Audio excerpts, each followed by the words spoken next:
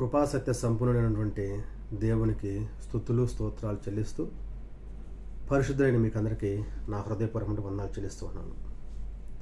దేవుని యొక్క కృపను బట్టి ఈ దినమందు ఆయన ఇచ్చినటువంటి ఆయుష్తో ఆయన స్తుతిస్తూ మహింపరుస్తూ ఘనపరుస్తూ కృతజ్ఞతాస్తుతులు చెల్లించే వారంగా మన యొక్క లోకంలో బ్రతుకుతూ ఉన్నాం. అయితే ప్రతి దినం మనం తండ్రి అయినటువంటి దేవుని గూర్చి మన యొక్క అనుదిన జీవితంలో ఆయన్ని విశ్వసిస్తూ ఆయన్ని నమ్ముతూ ఆయనకు లోబడుతూ ఆయన యొక్క వాక్యాన్ని వింటూ ఆ యొక్క వాక్యంలోనే వర్ధిల్లుతూ మనం ఆయన ప్రణాళికలో భాగంగా మనకు సిద్ధపాటు చేసినటువంటి ఆ యొక్క రాజ్యాన్ని స్వతంత్రించుకోవడానికి మన యొక్క లోకంలో మనం ప్రయాసపడుతూ ఉంటున్నాం. మన పరుగుని కొనసాగించుకుంటూ ఉంటున్నాం. అయితే మన కొరకు సమస్తాన్ని సిద్ధపాటు చేసి మన యొక్క లోకంలోనికి రాగానే మీరు చేయవలసినటువంటి పని ఇది ఒక్కటి మాత్రమే, అంటే నాకు లోబడడం, మారు మనసు పొంది మీరు రక్షణ పొందుకొని నా దగ్గరకు రావడం, ప్రభు ద్వారా కుమారులుగా తయారవడం అనేటువంటి ఈ యొక్క ఆలోచన కలిగి దేవుడు మనలందరినీ ముందుకు నడిపిస్తున్నాడు. అంత గొప్ప దేవుడైనటువంటి మన యెహోవా దేవుని యొక్క లక్షణాలు, అంటే దేవుడు కలిగినటువంటి లక్షణాలు, దేవునికి కలిగినటువంటి లక్షణాలు. దేవుడు అంటే ఆయన సర్వశక్తిమంతుడు, సర్వజ్ఞాని, సర్వాంతర్యామి. అలాంటి వ్యక్తి అనకూడదు, అలాంటి శక్తికి కలిగినటువంటి కొన్ని లక్షణాలని, దేవుని యొక్క లక్షణాలని మనం పరిశుద్ధ గ్రంథం నుంచి ఆలోచించేద్దాం. ఎందుకంటే మనకు తెలియాలి దేవుని యొక్క శక్తి ఏంటి, దేవుని యొక్క లక్షణం ఏంటి, తద్వారా మనం ఏం తెలుసుకోవాలి, మనం ఎలా ఉండాలి అనేటువంటి విషయం మనకు తెలియాలి. కాబట్టి పరిశుద్ధ గ్రంథం నుంచి కొన్ని దేవుని యొక్క లక్షణాలని మనం ఆలోచించేద్దాం. ఆదికాండము 17వ అధ్యాయం 1వ వచనం చదువుతున్నాం చూడండి. అబ్రాము 99 ఏండ్ల వాడైనప్పుడు యెహోవా అతనికి ప్రత్యక్షమై, నేను సర్వశక్తి గల దేవుడను. ప్రియమైనటువంటి సహోదరి సహోదరులారా, మొదటగా మనం ఇక్కడ ఆలోచన చేస్తున్నది దేవుని యొక్క లక్షణాల గురించి. వాటి గురించి మాత్రమే ఆలోచన చేస్తున్నాం. ఆ తర్వాత జరిగే విషయాలు, ముందు విషయాల గురించి మనం ఆలోచన చేయట్లేదు. ఇక్కడ చదవబడినటువంటి ఈ యొక్క వచనములో దేవుడు అబ్రాముకు తెలియజేసేది ఏంటి అంటే ఆయన యొక్క లక్షణాన్ని, నేను సర్వశక్తి గల దేవుడను, సర్వశక్తిమంతుడు, ఆయనకు తప్ప ఎవ్వరికి అలాంటి శక్తి లేదు. ఒకవేళ ఆ శక్తి ఉంటే కొన్ని సందర్భాలు ఉపయోగిస్తారు, కొన్ని సందర్భాలు ఉపయోగించలేరు, ఉపయోగపడదు. కానీ సర్వశక్తిమంతుడు, ఎక్కడైనా సరే సర్వము శక్తి కలిగినటువంటి దేవుడు మన దేవుడు. కాబట్టి మనము అలాంటి శక్తిమంతుడైనటువంటి దేవుడిని నమ్ముతున్నటువంటి మనము ఏ యొక్క శక్తికి ఈ యొక్క లోకంలో భయపడకూడదు. దేవుని శక్తికి మించింది ఏది లేదు. అలాంటి వ్యక్తులమైనటువంటి మనము ఈ యొక్క లోకంలో దేనికి భయపడకూడదు. మన దేవుడు సర్వశక్తిమంతుడు. ఆ తరువాత పరిశుద్ధ గ్రంథం నుంచి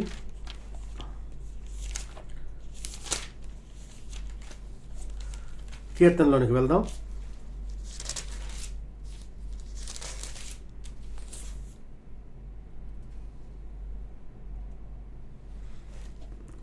నూట 39వ కీర్తన చూడండి. ఫస్ట్ నుంచి చదువుతున్నాను. యెహోవా, నీవు నన్ను పరిశోధించి తెలుసుకుని ఉన్నావు. నేను కూర్చునుట, నేను లేచుట నీకు తెలియను. నాకు తలంపు పుట్టకమునిపై నీవు నా మనసును గ్రహించుచున్నావు. నా నడకను, నా పడకను నీవు పరిశీలన చేసి ఉన్నావు. నా చర్యలన్నింటినీ నీవు బాగా తెలుసుకుని ఉన్నావు. యెహోవా, మాట నా నాలుకకు రాకమునిపై నీకు పూర్తిగా తెలిసి ఉన్నది. వెనుకను ముందును నీవు నన్ను ఆవరించి ఉన్నావు. నీ చేయి నా మీద ఉంచి ఉన్నావు.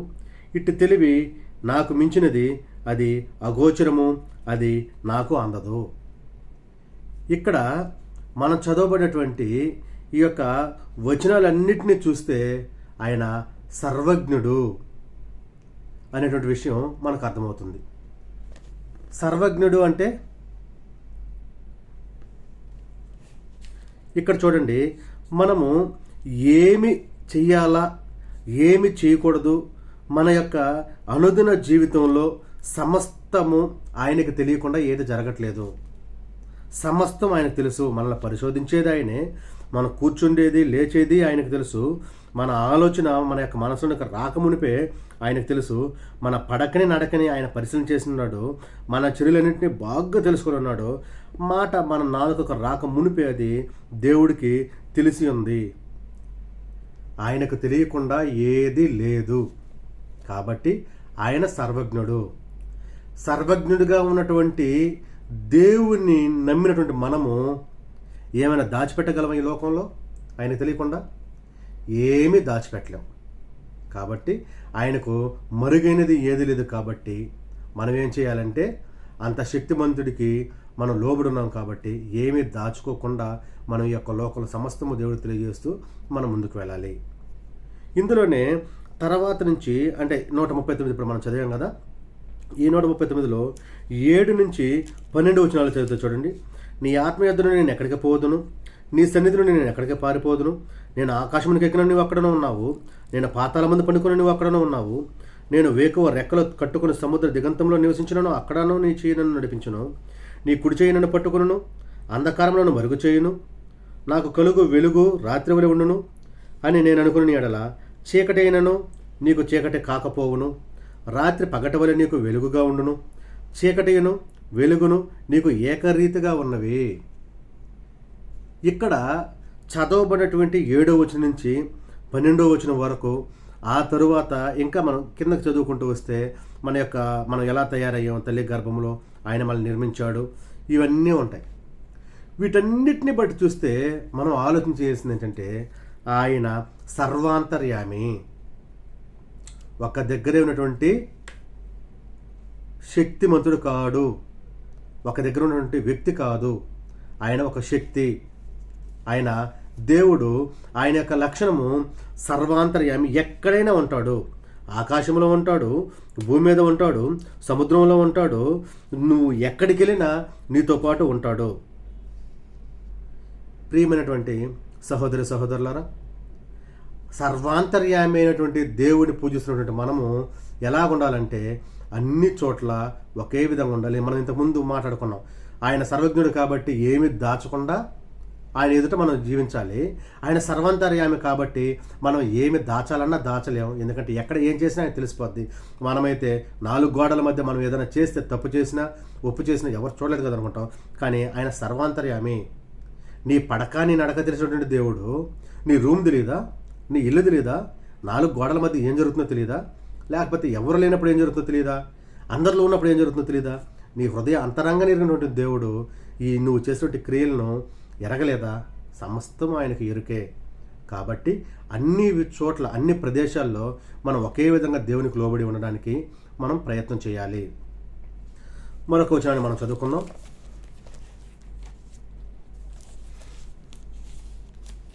పరిశుద్ధ గ్రంథం నుంచి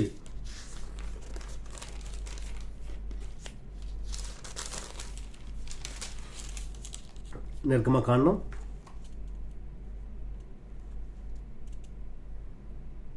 3వ అధ్యాయం 14వ వచనం.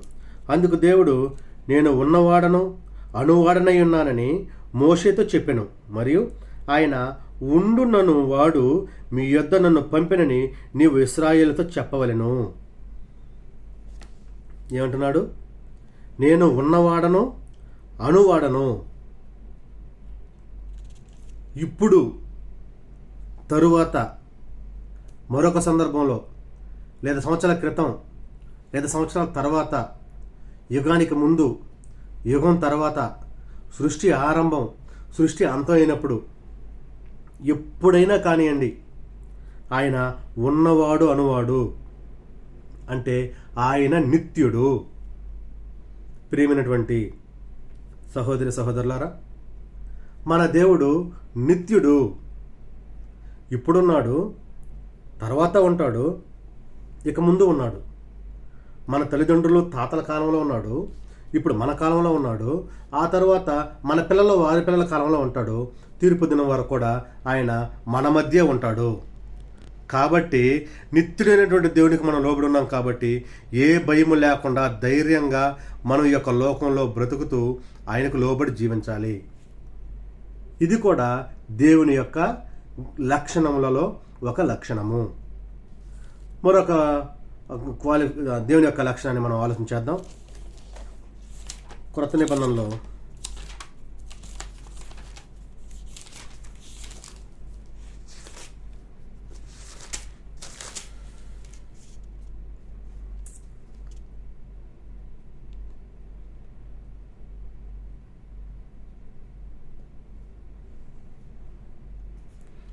నాలుగవ అధ్యాయం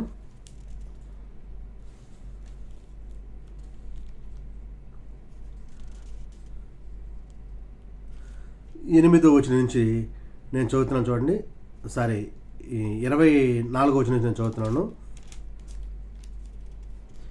దేవుడు ఆత్మ గనుక ఆయనను ఆరాధించేవారు ఆత్మతోనూ సత్యముతోనూ ఆరాధింపవలెనను. ప్రియమైనటువంటి సహోదర సహోదరులారా, మన తండ్రి అయినటువంటి దేవుడు ఆత్మ అయి ఉన్నాడు. కాబట్టి ఆయన్ని ఆరాధించేటువంటి వారు ఆత్మతో సత్యముతో ఆరాధన చేయాలి. మన దేవుని యొక్క లక్షణములలో ఇది కూడా ఒకటి. మన దేవుని యొక్క దాన్ని ఏ రీతిగా చెప్పాలి, దాన్ని వర్ణించడం మన వల్ల కాదు. ఆత్మని వర్ణించడం, ఇదిగో ఈ రీతిగా నేను వర్ణించగలను అని చెప్పడానికి మనకు పదాలు సరిపోవు. కవితలు రాస్తారు కదా, ఆ కవితలు సరిపోవు. ఆయనకి ఏవో ఆపాదిస్తూ ఆయన స్తుతిస్తూ మహింపరుస్తూ గణపరుస్తూ ఆ స్తుతించే పదాలు ఉంటాయి కదా, అవి కూడా సరిపోవు. ఎందుకంటే ఆయన ఆత్మస్వరూపి, దేవుడు ఆత్మ. కాబట్టి మనం ఆయనను ఆత్మతోనూ సత్యముతోనూ ఆరాధన చేస్తూ ఈ యొక్క లోకములో ఆయనకు లోబడి బ్రతుకుతూ ఆయన ఇచ్చిన ఆజ్ఞలకి గైకుంటూ ముందుకు వెళ్లాల్సినటువంటి అవసరత బాధ్యత మన మీద ఉంది.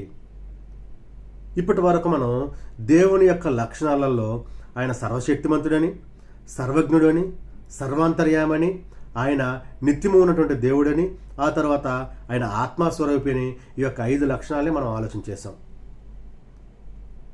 దేవుని యొక్క కృపను బట్టి రేపటి దినాన ఆయనకున్నటువంటి మరికొన్ని లక్షణాలని ఆలోచించేద్దాం. అప్పటి వరకు మీకు వందనాలు చెల్లిస్తూ ఉన్నాను.